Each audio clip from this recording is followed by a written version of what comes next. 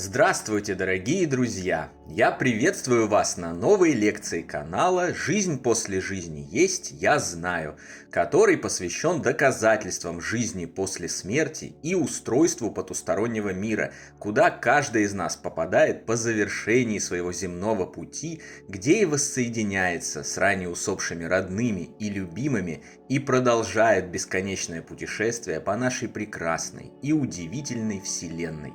Дополнительную интересную полезную информацию за пределами лекций, ответы на вопросы о жизни после смерти, мини-влоги о моей жизни и даже приятное и позитивное общение в чате вы найдете в нашем телеграм-канале. Ссылка на него в описании видео и на экране.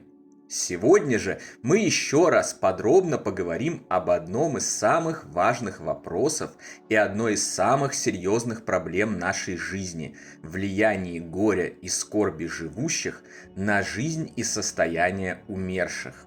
Мы разберем механизм влияния такого горя и узнаем, за счет чего именно такое влияние оказывается, а также как снизить негативное воздействие горя и помочь нашим умершим любимым вместо того, чтобы вредить им. Приступим. Представьте на минутку, что в детстве, когда вы впервые столкнулись со смертью, увидели мертвую птичку, мышку, рыбку или иное животное, а может быть и почившего дедушку или бабушку в гробу, спросив у родителей о том, что такое смерть, вы получили нестандартный невежественный ответ о том, что никто этого не знает, никто оттуда еще не вернулся и не рассказал, или же что это просто вечный сон, или какую-то абстракцию про отправление к Богу без каких-либо подробностей, а уверенный рассказ о том, что смерть – это важная перемена в жизни, которая продолжается вечно. Что это вовсе никакой не конец, а даже очень наоборот – продолжение и выход в более масштабный и многомерный мир.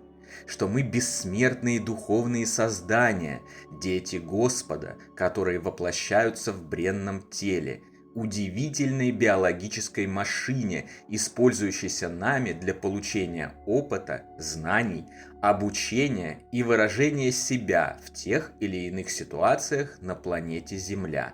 И все это с целью прогресса света над тьмой, победы над злом, строительства и наполнения Вселенной любовью, добром и счастьем. А затем бы вас снабдили еще и ссылками к качественным исследованиям этой темы, множеству разнообразных книг, научных трудов и отчетов об экспериментах. Это возникшее у вас знание, благодаря родительскому авторитету, укоренилось бы в вас с самого детства и обрело бы нерушимую крепость. Насколько легче было бы жить, насколько проще было бы проходить различные испытания, трудности, страдания, потери, насколько светлее и добрее был бы мир, в котором все бы знали, что никакой смерти фактически не существует. Есть лишь переходы между разными фазами бытия, а жизнь продолжается вечно.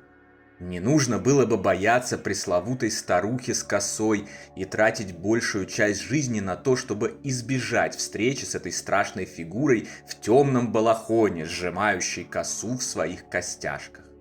Это очень важный, определяющий момент, когда мы впервые сталкиваемся со смертью.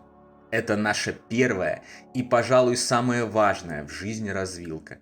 К огромному сожалению, вместо описанного большинство родителей толкают детей к неверному повороту, давая им абстрактные или ничего не значащие ответы, пытаясь уберечь их от неприятной темы, в первую очередь потому, что данная тема неприятна и страшна им самим.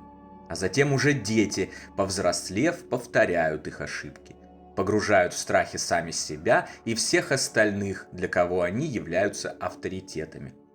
Как следствие существования этого замкнутого, порочного круга, почти каждый, живущий на Земле, большую часть жизни проживает в страхах и тревогах, которые порождают психические травмы, насилие, жестокость, ложь и взаимное уничтожение. В результате отсутствия истинных знаний горе, возникающее после потери любимых и длящееся затем годами, а иногда даже десятилетиями, вообще превращает в ад земное существование множества людей и осложняет посмертный путь усопших. Ранее мы уже разбирали тему влияния горя в некоторых предыдущих видео на этом канале и в наших книгах цикла «Жизнь после жизни есть, я знаю», со ссылками на множественные исследования. Уже давно не секрет, что сильное горе остающихся жить, их отчаяние и неспособность продолжить нормальную жизнь вызывает у усопших сильную грусть, привязывает их к земле, мешает идти дальше и сосредотачиваться на важнейших задачах той стороны. Это подтверждается разными источниками информации, огромным количеством книг, отчетами исследователей потустороннего мира, экспериментами и свидетельствами на протяжении тысячелетий. Если задуматься, это еще и вполне логично, а значит, так и есть. Негативные эмоции в связи со смертью близкого вредят ему. Это непреложный и неоспоримый факт.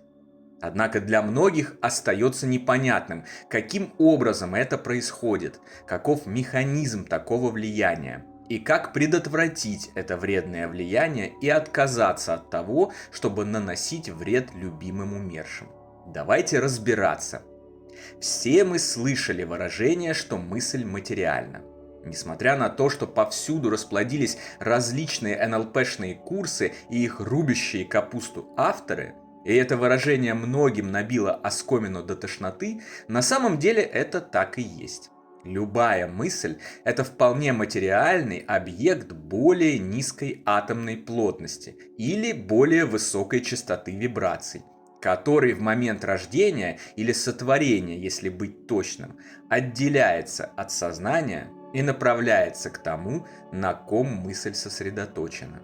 Негативные мысли вредят, позитивные несут с собой удовольствие и наслаждение как для рождающего их, так и для принимающего. Существование телепатии, передачи мысли на расстоянии, уже доказано практически. Ее исследования продолжаются и с каждым годом становятся все масштабнее. Судя по уже исследованным и более-менее понятным контурам того света, в момент так называемой смерти человек избавляется от тела из плотной материи и в теле духовном продолжает свой жизненный путь. Плотная материя при жизни ограничивала мышление и психические возможности человека. Сброшенная, она уносит с собой эти ограничения. Отныне человек становится невероятно чувствителен к каждой мысли, и каждая собственная мысль обретает невероятную силу влияния на его сознание и его окружение. Мысль в прямом смысле слова создает окружающую реальность и влияет на нее самым непосредственным образом. Поскольку все наши сознания связаны неизвестными пока по своей природе каналами связи, по которым передаются мысли, а родные и любимые связаны наиболее мощными и широкими каналами связи, то неудивительно, что мысли горюющих достигают сознания усопших в одно мгновение и оказывают на них наиболее мощное влияние. Получая такие послания, если они негативны, усопшие логично огорчаются от того, что их близкие мучаются и страдают. Только их огорчение из-за того, что у них больше нет сдерживающего тела из плотной материи, в 1000 крат сильнее, чем это может быть на земле. Негативные мысли и отчаяние горюющих, словно ножи, впивающиеся в тела любимых, которые сами усопшие затем проворачивают в ранах, умножая свои страдания и боль. И их невозможно просто взять и перестать принимать. Это можно представить как бесконечно звонящий и вибрирующий в ночи телефон, на котором нет функции отключения звука. Задумайтесь, было бы вам приятно обладать таким телефоном, вечно раздражающим и мешающим спокойно спать. И если бы раздражающее жужжание, это было бы еще все вредное влияние. Но это далеко не так. Помимо этого, мысли живущих, наполненные горем, скорбью и страданиями, сотворяют для умерших негативные реальности и затягивают их туда. Хотя не будь этого всепоглощающего горя и скорби, у них бы все цвело и пахло. Чтобы вы поняли, визуально это влияние можно представить так. Вот сидит ваш умерший любимый человек на зеленом лугу, рисует картину, о чем мечтал всю земную жизнь, но не мог себе позволить заняться реализацией своих талантов ввиду необходимости зарабатывать деньги, выживать и кормить семью. А вот теперь, наконец, получил эту возможность и искренне наслаждается ею. Все вокруг благоухает, цветет, летают бабочки, светит солнце, синеет небо. Мимо вальяжно прогуливаются приятные люди, звучит великолепная музыка. И тут вдруг до него долетают ваши черные мысли, исполненные страданий, горя, жалости к себе и эгоизма. Усопший огорчается, испытывает чувство вины, что из-за него так страдают его близкие. Картина моментально меняется. Солнце на горизонте сменяется тучами, начинается дождь, поднимается ветер, картину уносит куда-то вдаль, разрывает на куски, вокруг появляются страшные существа и начинают нападать на вашего родного человека. Разве хотим мы такого для наших любимых? Разве не является нашей первой задачей создать для них самые лучшие условия или поддерживать уже имеющиеся? Ответ здесь очевиден. Вот почему нельзя плакать на похоронах и после. Нельзя задерживаться в горе и трауре, и крайне необходимо стараться преодолеть их в как можно более короткие сроки. Вот почему очень важно держать горе и скорбь под контролем. И даже не только горе и скорбь, а вообще любые мысли. Стараться рождать только позитивные мыслеформы и на корню останавливать и пресекать негативное мышление. А еще лучше получить знания и уверенность о том, что никто не умирает, что всех нас ждет прекрасная встреча после завершения земного пути и великолепная деятельная жизнь в удивительном, красивом и справедливом мире, и радоваться.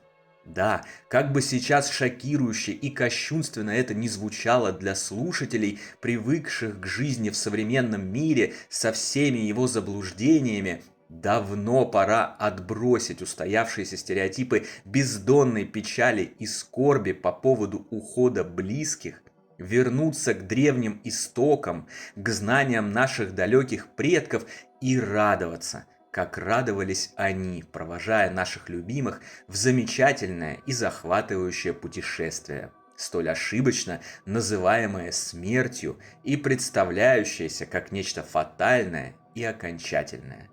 Таким образом, мы избавимся от вреда, пусть и не намеренно, а от незнания, наносимого усопшим, но вреда вполне реального и никому не нужного. А они будут благодарны нам, они будут радоваться, осваиваться в новом мире, изучать его, заниматься интересной деятельностью, спокойно готовиться к нашему прибытию и воссоединению без каких-либо осложнений. Следующий момент, о котором важно сказать. Распространено мнение, что отношение к смерти не как к чему-то ужасному, а как к продолжению жизни, как к важной перемене, ведущей к развитию, может привести к тому, что все живущие якобы начнут накладывать на себя руки. Ведь на том свете так хорошо и прекрасно, а на этом нужно работать, трудиться, испытывать депрессии, боль и страдания. Такое мнение также базируется исключительно на страхах, заблуждениях и отсутствии знаний. К счастью, оно уверенно опровергается исследованиями ученых, специализирующихся на тонатологии и устройстве потустороннего мира, а также вполне земной статистикой, которые показывают, что наоборот, открытие истинного знания о продолжении жизни после смерти приводит к позитивным переменам в психике живущего, к тому, что люди начинают гораздо больше ценить жизнь, отказываются от любых мыслей о самоубийстве, легче преодолевают страдания, очищаются от страхов и тревог, открываются для добрых дел, наполняются любовью, перестают фиксироваться на погоне за деньгами и прочими материальными ценностями. Они становятся лучше, чище и добрее. И самое главное, они становятся более стойкими к любым трудностям и жизненным испытаниям и гораздо более эффективно справляются с ними. Зерна страха смерти и взрастающие из них ростки горя закладываются в нас с детства. На протяжении жизни они постоянно растут, словно вьюн опутывают наши души, впиваются в них своими колючками и вредят всем, живущим и уже перешедшим в загробный мир. Вы же, те, кто сейчас смотрит это видео и слушает мои слова, можете избавиться от этого вредного влияния сами, распространить важное знание среди окружающих и направить своих детей на развилке вопроса о природе смерти в правильном направлении. Трудно даже вообразить, насколько огромны будут позитивные перемены в обоих мирах, земном и потустороннем, от этих несложных, но таких значимых для всех идей и действий. На сегодня это все, дорогие друзья. В следующий раз мы узнаем, как болгарская целительница и экстрасенс Ванга доказала жизнь после смерти и оставила это знание для всех продолжающих жить на Земле. Увидимся на следующей лекции. Не забудьте про наш Телеграм, там интересные публикации и приятное общение продолжаются постоянно, в течение всего дня и без выходных. Всего вам самого лучшего, прекрасного и замечательного.